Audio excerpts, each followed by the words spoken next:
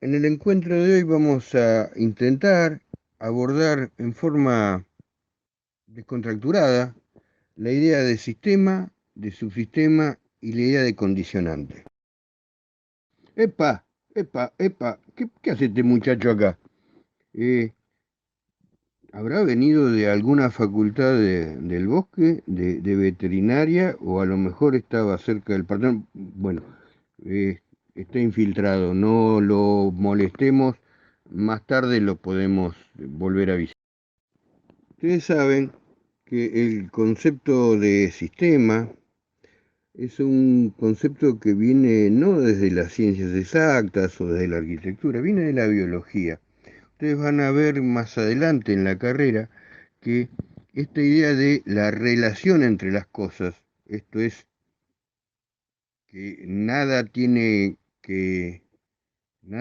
que ver consigo mismo, sino en realidad es una consecuencia y una relación con otra cosa, nos invade.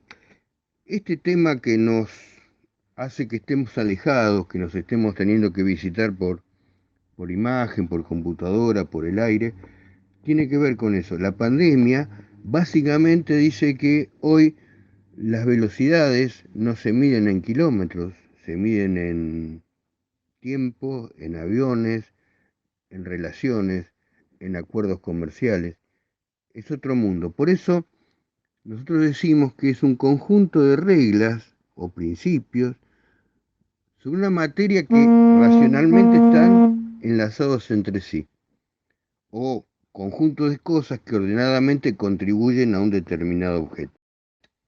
Esta diapo parece que dice lo mismo que decíamos recién, pero aparecen tres o cuatro conceptos que nos parece fundante que los empecemos a conversar y después van a tener tiempo de verlos con sus docentes. Son elementos relacionados entre sí, pero que interactúan dinámicamente, es decir, no son cuestiones estáticas. Es como cuando yo les cuento que cuando era docente auxiliar en comunicación hace muchísimos años, íbamos con el taller de Rodolfo Morsil y de Wimpy García al zoológico y los chicos dibujaban, los chicos como ustedes, dibujaban el elefante. Una vez que se acomodaban, eh, empezaban a dibujar el elefante y cuando levantaban la vista del tablero, el elefante estaba allá, se había corrido. La única manera de dibujar el elefante era encontrar cómo funcionaba el elefante, porque es un sistema dinámico, no es un sistema estático. Y la segunda cosa que queríamos ver es que hay un objetivo determinado, es decir, que nosotros tenemos sistemas que interactúan para conseguir objetivos. A lo mejor, quizá, empezamos a ver que la arquitectura tendrá que ver con esto. Eh, les aseguro que cuando nos podamos ver en términos así presenciales, esta diapo la vamos a ampliar. Pero ustedes fíjense, los sistemas son de muchos tipos. En general los especialistas los califican de acuerdo al grado de complejidad. Los de menor grado de complejidad tienen que estar poco después de aquellos que todavía no podemos explicar. Se arranca con el universo, es un sistema, ustedes ya estudiaron en el colegio secundario eh, el sistema de los cuerpos celestes, los planetas, la interatracción entre los mismos. Bueno, esos se llaman sistemas axiomáticos, son así. Por ahora, ojalá que no lo modifique nunca el ser humano, no los podemos modificar.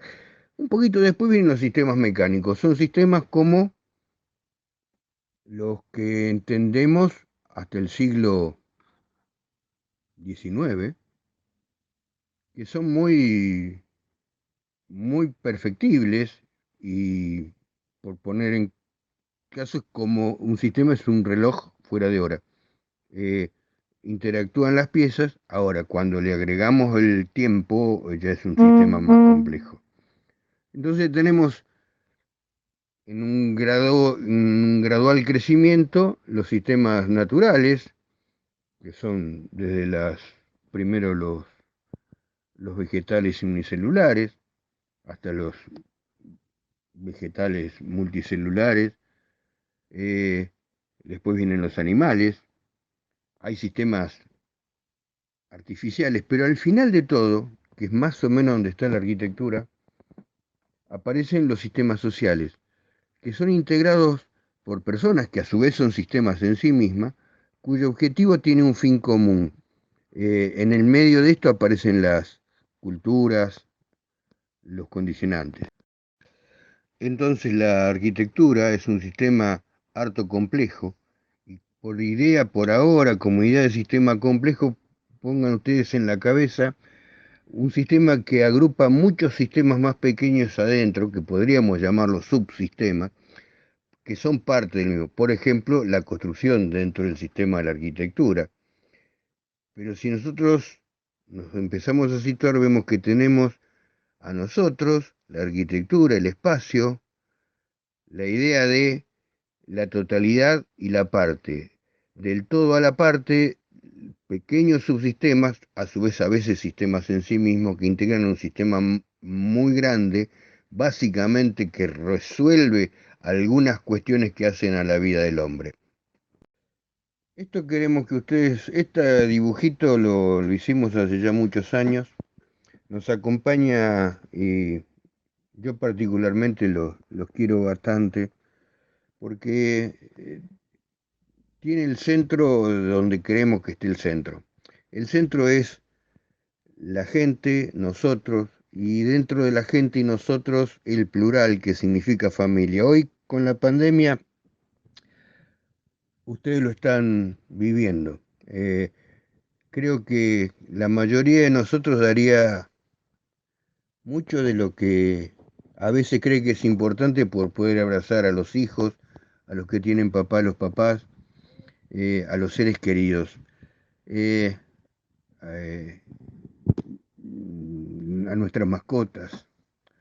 Por eso, todo lo que hacemos es para esa compleja situación del sistema que, como decíamos, es el sistema social. Y a en la parte artificial, nosotros queremos simbolizarla con tres subsistemas. Uno que es el donde se asienta, y lo tomamos con el término apoyar. Otro que es el que envuelve lo que divide el afuera del adentro, y otro es el que nos cubre. También en ese subsistema aparece el señor amarillo, este de la derecha, eh, es el sol, dinámico, porque nosotros como Tierra estamos dando vuelta alrededor de él, es decir, que a veces está acá, a veces está en la espalda, a veces está alto, a veces está abajo. Y tenemos como otro subsistema importante el tema de algunos seres vivos, como los árboles o los pájaros, que hacen a algunas relaciones incluso sistémicas, porque a lo mejor ese árbol le propuso un fruto que el pájaro comió para que con sus heces lo llevara a poder multiplicar a mucha distancia el árbol.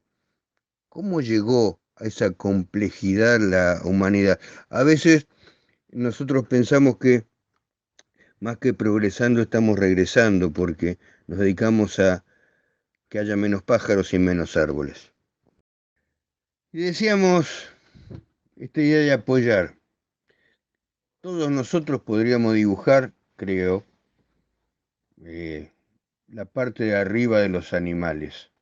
A nadie se le ocurría poner un elefante arriba de las patas con palmas, porque a este bicho de la derecha, el de las patas, esas patas que tienen una membrana entre los dedos, le permiten correr arriba del agua, y a este otro señor le permiten generar distribuir su gran peso en muchos lugares donde si no se enterraría. Bueno, y también estamos nosotros. Y también cuando lo pasamos al,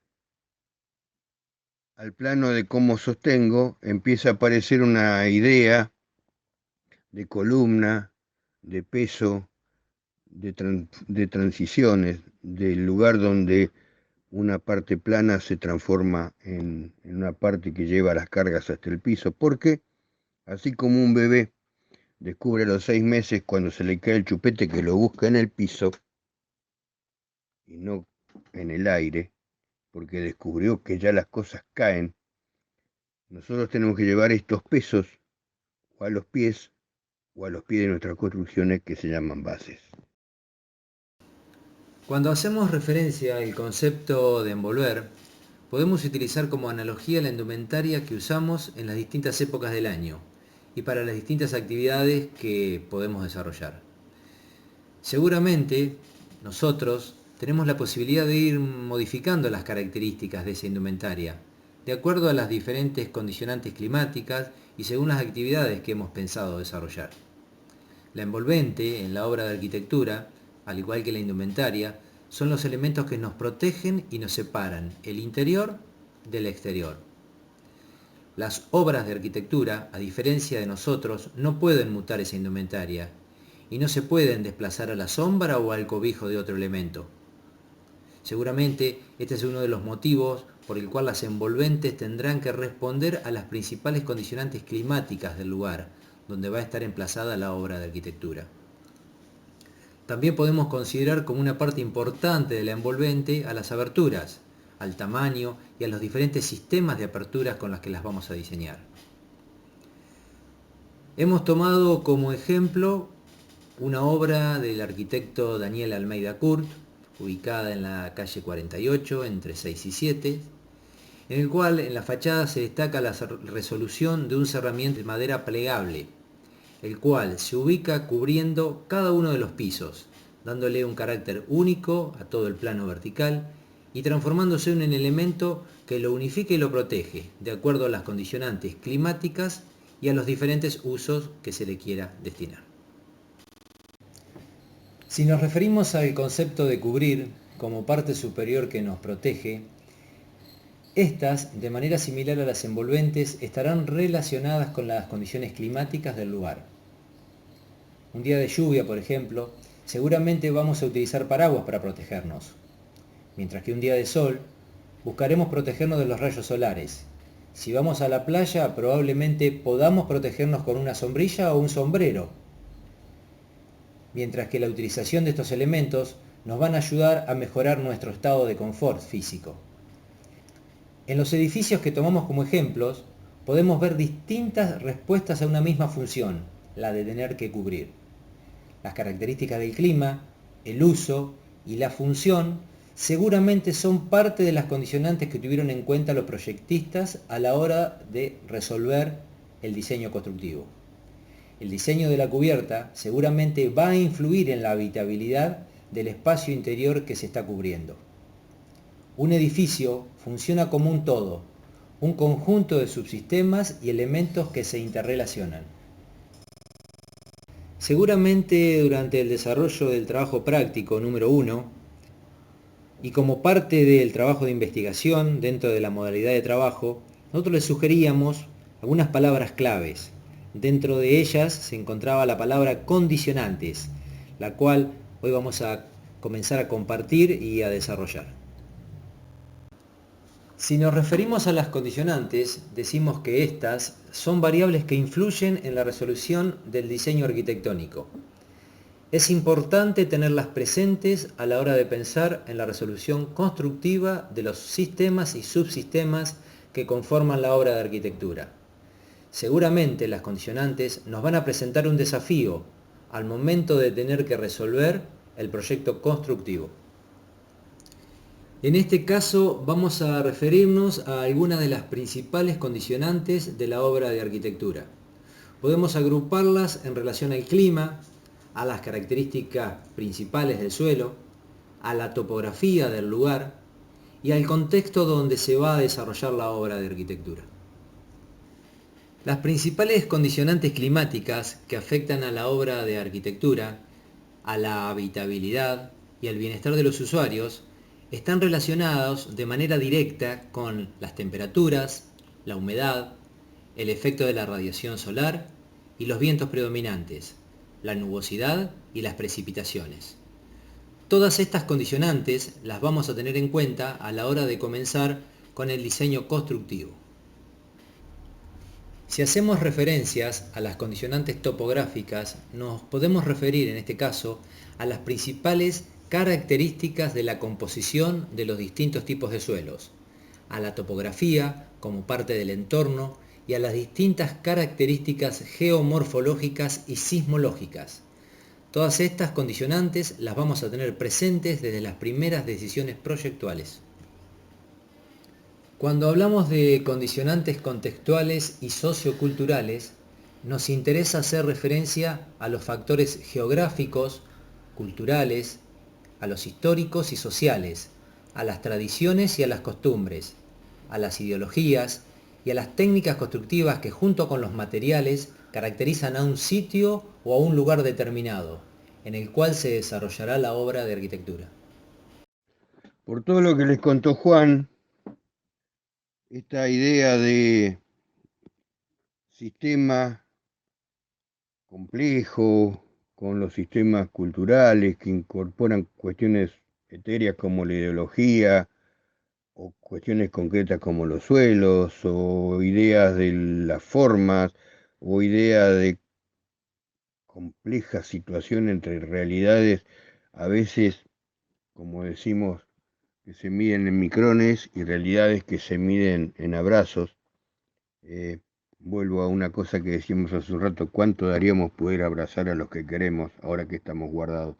Entonces los sistemas constructivos, más las condicionantes de esos sistemas, en pos de aquel objetivo que decíamos que era la idea por la cual existía un sistema, nos empiezan a acercar a una idea que es la del proyecto constructivo. Esta es la casa Torres Pose en Tafí. Esta es una casa muy que queremos mucho del arquitecto Sacriste. Es una casa que refleja las condiciones del lugar. Eh, Tiene la idea de la relación con el clima. Tafí es un microclima alto en Tucumán. Eh, si ustedes espían por la foto abajo a la izquierda, ven la orografía, ven los cerros y el contexto de la relación de esa idea de piedra con el lugar y la adaptación tecnológica que hace Sacriste con los materiales que tienen. Y lo plasma en casi todas las posiciones que nos ofrece para la casa. Este ejemplo que muchos de ustedes han descubierto, que han trabajado en el práctico, nos aparece con una idea muy interesante. Este está hecho con bloques de hielo, pero también hay algunos que están armados con la propia nieve. La idea es cómo el ser humano, que desafiando la naturaleza, vive en latitudes extremas, donde o por baja temperatura o por alta temperatura necesita guarecerse de ellas para conservar la temperatura cultural. El, el habitante, el esquimal, lo que realiza es una obra que le permite bajar a 8, 9 o 10 grados de temperatura el interior cuando hay 60 grados bajo cero afuera, y lo hace a través del mismo material del que dispone a su alrededor y se cobija con las pieles de los animales que caza, como son las focas. Fíjense ustedes cómo la misma tarea depredadora del hombre, no del esquimal, sino del hombre que está intentando cambiar lo que no hay que cambiar, está haciendo derretir por el cambio climático el espesor de hielo del Polo Norte. Y como se está derritiendo, por un lado los animales que lo habitaban no pueden vivir en ese lugar y migran. Hoy tenemos osos asolando algunos lugares de Noruega, de Finlandia, porque están buscando hábitat que el mismo hombre le ha quitado. Y como el suelo queda al descubierto, ya no está más cubierto de nieve, alguien descubrió que por ahí es posible horadar ese suelo y encontrar petróleo profundizando la grieta. En este caso vamos a referirnos a otro de los ejemplos que ustedes estuvieron analizando y trabajando durante el trabajo práctico inicial. Nos referimos a las viviendas montadas sobre palafitos, ubicadas en el delta del río de Paraná, en el Tigre, aquí cerca, en la provincia de Buenos Aires. Seguramente viviendas que fueron pensadas para evitar las inundaciones por las repetidas crecidas de los ríos donde se encuentran ubicadas. También nos vamos a referir y queremos compartir las viviendas construidas en madera sobre palafitos ubicadas en la ciudad de Castro, en la isla de Chiloé, al sur de Chile. Es un típico ejemplo de vivienda de pescadores, la cual nos muestra con claridad la estructura de madera sobre la cual se encuentran apoyadas. No es solamente una resolución constructiva pensada para los diferentes niveles del mar, sino que está también relacionada con los trabajos de pesca que, de acuerdo a las horas de las subidas y bajadas del mar, se pueden desarrollar en el lugar. Ambos ejemplos los podemos relacionar con las condicionantes climáticas, topográficas, contextuales del lugar. Como parte del tema que estamos presentando en esta clase sobre sistema, condicionantes y proyecto constructivo, queremos compartir otro ejemplo. En este caso hemos elegido una de las obras del arquitecto Amancio Williams, ubicadas en la ciudad de Mar del Plata, más precisamente la Casa sobre el Arroyo, o también conocida como la Casa del Puente. La vivienda está emplazada en un terreno cruzado por la cuenca de un arroyo, el cual quizás fue uno de los desafíos topográficos que inspiró a Amancio Williams para proponer el proyecto. La casa vincula las dos márgenes del arroyo a través de un arco. El desafío estructural y los materiales utilizados como el hormigón armado le permitieron resolver constructivamente la idea. El diseño estructural le permitió generar un ventanal corrido con visuales en todo el perímetro hacia el parque, integrando la naturaleza en todos los espacios de la vivienda.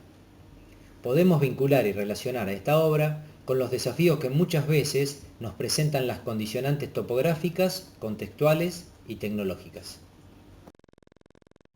Estas, estas fotografías que vemos en esta placa, eh, yo quiero compartir básicamente un concepto. Fíjense que el suelo es del mismo color que las paredes, que los techos. Esto habla de una tecnología nacida de la propia tierra. A veces le llamamos eh, arquitectura del color de la tierra. Y en realidad esto es lo que es el adobe. Ustedes lo han visto este año en el trabajo práctico. Es tierra cocida. En la fotografía del medio a la derecha ven cómo el operario, el artesano, está haciendo con barro estos ladrillos que seca al sol. No son ladrillos cocidos, son ladrillos crudos, que le llamamos adobe, y tienen un tamaño grande porque en realidad la cantidad de material tiene que ver con primero las costumbres y después las necesidades que tienen los climas y además la capacidad portante de este material. Ustedes van a ver que en buena parte del oeste nuestro todavía hay muchas construcciones. Cuando vayan a Catamarca van a ver que hay un lugar que recorre unos 100 kilómetros, que se llama la Ruta del Adobe, donde hay eh, construcciones, iglesias, eh,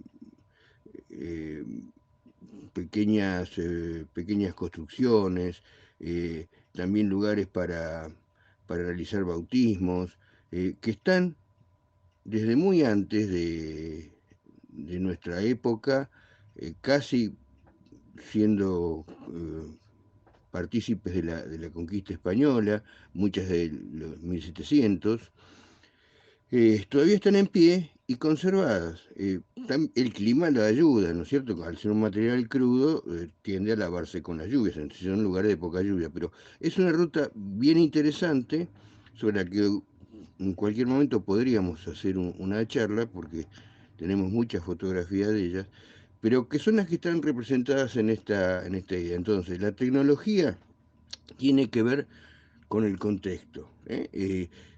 Tiene que ver con una posibilidad de construir con lo que tengo a mano. Fíjense que en general los techos son derivados los, eh, de los vegetales. En muchos lugares no hay maderas muy potentes, por eso lo que están usados, van a ver cuando los visiten, son la estructura de los cardones, esos que habrán visto en las fotografías del noroeste, que secos tienen una resistencia importante con las secciones adecuadas, razonable para el tema. Esta es una obra a la que nosotros queremos mucho y que cuando vayan a Uruguay recomendamos siempre visitarla.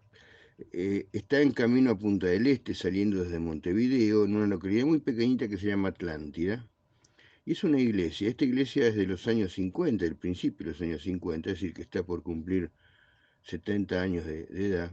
Y está construida por un ingeniero que se llama Eladio Dieste, que nosotros hemos designado siempre como arquitecto honorario, pero en realidad es ingeniero, y genera un método constructivo que tiene que ver con los materiales del lugar y sobre todo la tecnología del lugar. Nos vamos a detener, no en esta charla, pero en alguna otra, sobre la forma de construcción de esta iglesia, que evoca mucho los espacios interiores de la iglesia de Ronchamp, que es contemporánea de Le Corbusier. Simplemente hoy les cuento, miren un poquito las fotos que están en gris, que recorren un poco la etapa de la construcción de la iglesia, pero simplemente les cuento un pequeño cuentito. Eladio Dieste era muy religioso, muy católico, y era amigo del párroco de esta localidad, que en algún momento le dice, mira, hemos juntado un dinero como para hacer un galpón, para hacer la iglesia, y Dieste le dice, mira, yo tengo algunas otras ideas, ¿no me dejas? Bueno, terminó haciendo esto, pero para hacer esto que vemos acá, lo hizo con los materiales que sabía manejar la gente del lugar, es decir, que era el ladrillo. Van a ver que los uruguayos le llaman a este ladrillo grande que está en el techo, que se ve a penitas, ticholo, eh, y manejaban básicamente la albañilería. Y este había generado una tecnología de, de resistencia por forma. Ven que los techos son curvos, esas son bóvedas y que tienen la curvatura de la campana de Gauss, por eso se llaman gaussas, y tienen las paredes onduladas, como ven en la foto de las grises en plena construcción, abajo a la izquierda. De esto vamos a contar mucho, vale la pena la espacialidad que ha logrado, porque tiene unos cuantos metros de luz, eh, obviamente sin apoyos, y básicamente usa la tecnología del lugar, es decir, de albañiles de ahí de la zona, el material que saben usar, y le da forma tecnológica para que aparezca esta obra. Volviendo a lo que era el proyecto constructivo como idea sistémica de relación entre subsistemas, ustedes van a ver que a lo largo de la carrera vamos a tener que ir combinando, para tener realmente un proyecto constructivo, una conjunción que no siempre estará en el centro, donde tendremos que ver cómo lo resolvemos constructivamente, cómo le brindamos habitabilidad para que el esquimal, el señor del centro de África o el habitante de Ushuaia tengan los 36 grados y pico que necesitan adentro de su casa, separando el adentro del afuera, para lo que tenemos que conocer las condicionantes. Y acá le aportamos una visión nuestra del taller alrededor de la sustentabilidad o sostenibilidad, como querramos llamarla. Una idea que siempre nos habita la cabeza es que en realidad la arquitectura es arquitectura si es sustentable. Por eso a veces la idea de hacer sustentable algo es intentar transformar en arquitectura una cosa que no lo es. La arquitectura es sustentable y los buenos ejemplos de arquitectura así lo son. Mirá dónde está el amigo nuestro. Nos esperó toda la clase trabajando y quizá descubramos, ustedes tienen oportunidad cuando vuelvan a la facultad, a lo mejor en la cercanía de su casa también lo pueden hacer, de descubrir algún nido de hornero abandonado para explorar cómo es. Fíjense cómo él se la arregló para apoyar. Acá encontró una piedra, un palo, envolver como el esquimal con el material que encontró. Y como no tenía compás, usó la distancia que va entre sus patas y su pico para ir poniendo el material y por eso le quedó esta cúpula perfecta. También aprovechando que estaba, fíjense que le puso la puerta del lado del sol y no la hizo directo al interior, sino que le hizo una vueltita para que los que no le gustan los horneros le puedan, se les dificulte entrar a la casa. Vamos a ver ahora algunos ejemplos que están tomados del trabajo práctico número 1, algunos de este año y otros del año pasado, donde en vez de la casa de adobe dimos una casa de piedra que se llama Torres Pose, del arquitecto Sacriste, que está en Tafí del Valle, pero cuya lógica responde a la idea que tuvimos este año con el adobe. Así que bueno, vamos a ver los ejemplos, quizá encuentren alguno de los propios, pero en realidad tienen más que nada el mensaje de ver que estuvimos trabajando sobre este tema, repasando, ¿se acuerdan lo que hicimos en materialidad, como lo iremos a ver y se lo comentamos en alguna de las placas? Para finalizar, eh, antes de despedirnos por hoy, queríamos compartir con ustedes algo del trabajo que ustedes mismos produjeron en torno a lo que nosotros propusimos como primera parte práctica, que implicaba repasar lo aprendido en Introducción a la Materialidad y de alguna manera incorporándole alguna complejidad en torno a la conceptualización de lo que son los sistemas y particularmente los sistemas constructivos. Eh, los ejemplos que dimos son ejemplos de alguna manera extremos, muy particulares, muy característicos del sitio, y tienen básicamente una cuestión en común, que ustedes las van a ver que las recorrerán cuando miren las láminas. La primera es que utilizan materiales disponibles en el lugar. En el caso del iglú, por ejemplo, sería irrazonable que la cultura del lugar hubiera dispuesto a hacerlo de otro material que no fuera el material que rodea al sitio.